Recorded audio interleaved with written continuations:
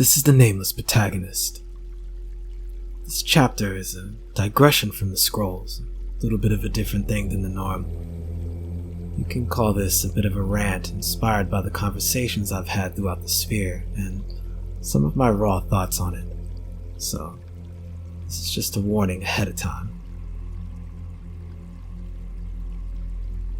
It's been my subjective opinion that to know where to go, you must first know where you've been prior.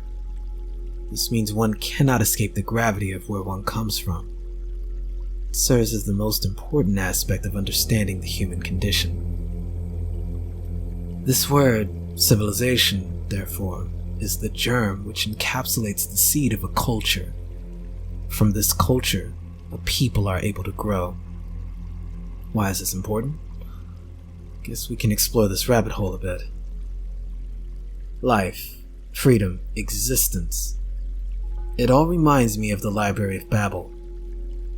Oftentimes what we've been presented to us in the sphere is this very library, usually in the form of hope and potential, with reckless abandon to the situation that brought us here to the present moment, asserting that the ultimate choice lies with the individual and the individual alone, and all attempts to describe the past are but vain excuses born from a lack of will, end quote. I see this as not only a low-resolution view to the situation, but problematic, even if it is true for some cases. I'll elaborate a bit. First off, the Library of Babel is a library which holds all possibilities within it. The library itself is an endless hexagonal labyrinth of stacking bookcases. Each of these cases are filled with books, 400 pages in each, which contain letters, spaces, commas, periods as their form of punctuation, and include all the known 26 scripts of the alphabet, all at random, across all volumes, in endless combinations. Each shelf and book is given a form of identification to mark the placement of any particular volume that is then codified. This system expands out as far as the mind can gather, as far as your legs can take you, with floors rising to heights presumed to be unending. A small note. There is a program which has literally emulated this algorithm, which I've provided as a link in the description. Feel free to toy around with it to get a real scope of what's being described here. But getting back on track. In theory, within this library exist the secrets of all things that can be expressed in written form, be it the story of your life and death, deepest secrets, to the rise and fall of every empire and culture that has and will ever exist. The secrets of the arcane, undiscovered scientific principles. The possibilities are literally endless within the confines of that library. There is a catch, of course, and that is, you have to actually find it. When you realistically go through the math of what it would take to find a book with but a few pages of coherent sentences, you realize very quickly that an individual may spend a lifetime and may never even find a single book. To even begin to make sense of this arcane repository of the universe's secrets, it should be clear that more than one person would be required to do this. Eventually, real information and its insights may be realized, and their placements logged, and a small body of knowledge, or a record of sequence if you will, could be handed down from generation of record keepers to generation. This entire time, the possibility exists that anybody at any moment may discover something profound, resulting in a true discovery. Thus empowered, more may be inspired to join the search efforts for a yet deeper understanding of the library and its contents. What becomes clear, however, is maintaining a system of sequencing and logging of what is discovered becomes absolutely paramount. It begs a reason that eventually the effort over time would evolve into a system of preserving what's discovered and internalizing what is useful in order to let go of what is not. This library reminds me of the freedom granted by nature in the universe, especially our DNA, or the unique sequencing and logging that resulted in our very existence as human beings. However, what I find a bit more interesting, and the reason for bringing up the Library of Babel up in the first place, is how the repositories of information within the library do what historically culture has done for human beings. After all, culture begins with the need, generally to survive, and a modality of steps used to create outcomes that result in a group's survival within a particular environment.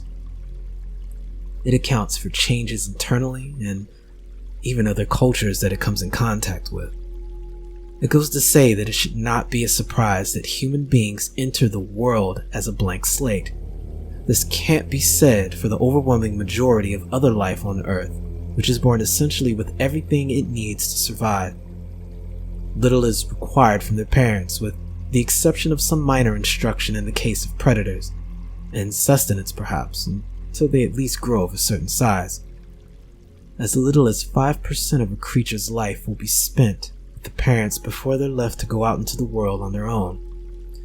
For human beings, we spend upwards of 15 to 20% of our lives around the very ones that brought us into the world, and the extended network which we call family. Given our neuroelasticity as children, much of what our culture offers us sets us on a path to the rest of our lives.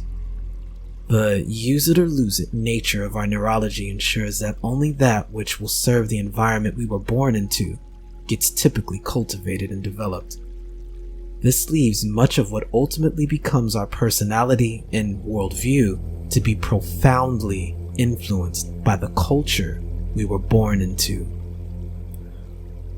Culture is not a thing you necessarily create, but it does follow you, and much like your DNA, it carries the history, disposition, names, tradition, and rituals which were born from thousands of persons who came before you, and potentially millions who have shared it with you now, thus paralleling your own repository of sequencing and the infinite possibilities within the Library of Babel.